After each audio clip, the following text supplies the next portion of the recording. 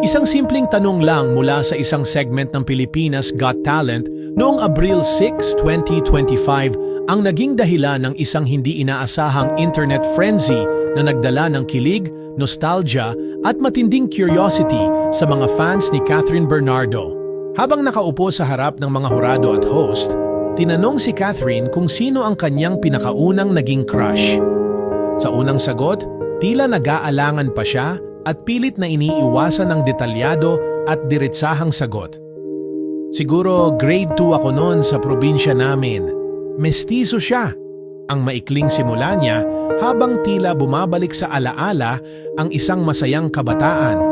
Pero sa huli, hindi rin niya napigilan ang sarili at ibinulalas din.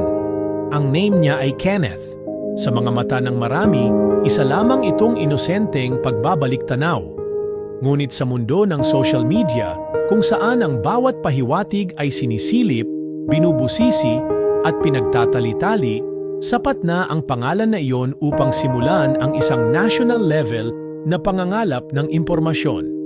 Sa loob lamang ng ilang oras matapos ang episode, nabalot na ng tanong ang internet. Sino si Kenneth? Hindi nagtagal at lumutang ang isang pangalang naging sentro ng usapan. Kenneth Hizon. Isang batang doktor mula Nueva Ecija na ngayon ay biglang naging internet sensation. Matapos siyang matunton ng mga reporter, nakapanayam siya ng News 5 at dito na nakumpirma ng publiko na mayroon ngang malalim at makulay na koneksyon ang Kenneth na ito kay Catherine. Sa kanyang panig, hindi maitago ni Kenneth ang kanyang pagkabigla. Nakakatuwa, pero syempre, medyo overwhelming kasi private akong tao. Ang sabi niya habang pilit inaarok ang bigat at bilis ng atensyon na dumarating sa kanya. Anya, nasa duty siya noong lumabas ang viral clip at sa pamamagitan ng tags at messages mula sa kanyang mga kaibigan, saka lang niya nalaman na may kinalaman siya sa isyung kinagigiliwan ngayon ng bayan. Hindi nagpakipot si Kenneth nang tanungin tungkol sa alaala niya kay Catherine. Naalala niyang magkaklase sila simula pa nursery sa Christian Faith Montessori at pareho silang lumipat sa Flower Lane Montessori.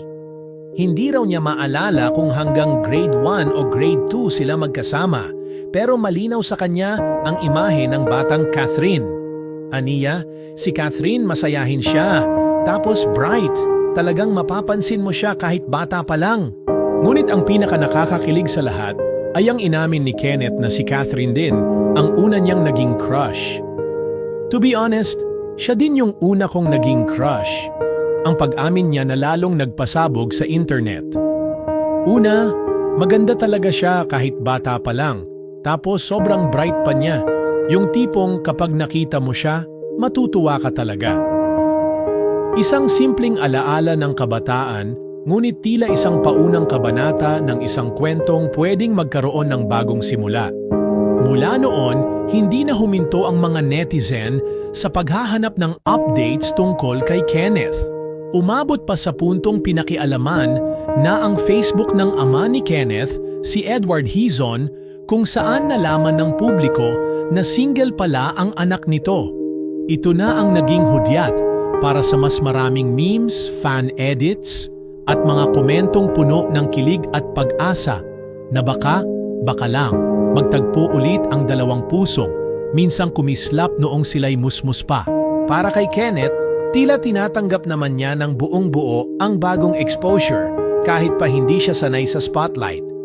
Iisa lang ang tono ng kanyang mga sagot, pagkabigla na may kasamang kilig at isang malinaw na respeto kay Catherine bilang isang mabuting alaala mula sa kanilang kabataan. Hindi rin siya nagmamadali o nagbibitiw ng kahit anong pangakong romantic. Bagkus, simple lang ang kanyang pananaw. Nakakatuwa, nakakabigla, pero nakaka-proud din na siya pala ang naging bahagi ng isang napaka-pure na memorya para kay Catherine. Sa kabilang dako, nananatiling tahimik si Catherine matapos ang viral confession at tila hinayaan na lamang niya na ang internet ang magsalita para sa kanya. Ngunit para sa mga fans, sapat na ang kanyang simpleng pagbanggit ng pangalang Kenneth upang simulan ang panibagong paglalakbay ng imahinasyon. Isang love story na nagsimula sa grade 2 at baka sa hindi malayong hinaharap ay magkaroon ng sequel sa totoong buhay. Sa dami ng istoryang umiikot ngayon sa showbiz, ang kwento ng Kath Kenneth ay naging isa sa mga pinaka-pinag-uusapan, hindi dahil sa drama o kontrobersya, kundi dahil sa katotohanang minsan, ang pinakamatamis na kwento ng pag-ibig ay nagsisimula sa mga simpleng alaala ng kabataan. At sa isang pangalang sinabi sa gitna ng tawa, hiya, at alaala ng isang unang kilig.